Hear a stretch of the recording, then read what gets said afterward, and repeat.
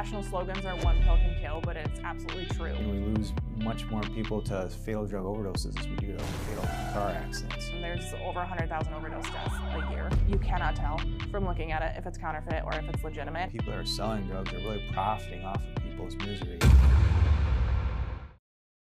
Only on ABC 57 News tonight, an inside look at the work being done to try and slow the flow of illegal street drugs into southwest Michigan. ABC 57 investigative reporter Kevin Wormhold shows us the counterfeit pills now flooding the market with potentially deadly consequences. One of the big problems that we're facing in southwest Michigan is an increase in the amount of pills, and these are fake pills. Richard Pasder is the commander of the Michigan State Police Southwest Enforcement Team, a multi-jurisdictional unit focused on drugs and the crimes related to them. People on the street think that they're buying an oxycodone or an Adderall or even a Xanax. Most of the time, those are actually laced with lethal fentanyl. Buying those pills can lead to deadly consequences. Current DEA lab analysis shows that 7 out of 10 pills sold on the street contain a potentially lethal dose of fentanyl.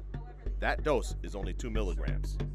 That's keeping Michigan State Lab busy. 10 years ago, when we started seeing counterfeits, I could tell right away what was a counterfeit and what was legitimate.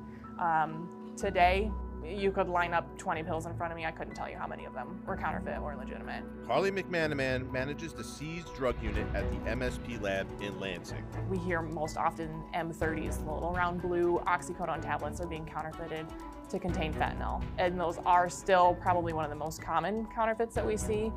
Adding to that, a lot of fentanyl is being laced with a cheap animal tranquilizer called xylazine, known as Tranq, which helps extend the drug dealer's supply, but doesn't respond to overdose reversal medication. It does mimic some of the effects of opioids, but itself is not an opioid. So, people are trying to use Narcan or naloxone to try to reverse the opioid and to try to save that person's life. Xylazine doesn't respond to naloxone. Pasder believes it's critical to get the word out on this new tactic to fill the street with counterfeit pills. The national slogans are "one pill can kill," but it's absolutely true. It has happened many, many times. There's over 100,000 overdose deaths a year in this country, and I would be willing to bet that a lot of those come from counterfeit tablets. The number one goal at the end of the day, keeping communities and people safe. You cannot tell from looking at it if it's counterfeit or if it's legitimate unless you picked it up from the pharmacy yourself or from someone you really, really trust.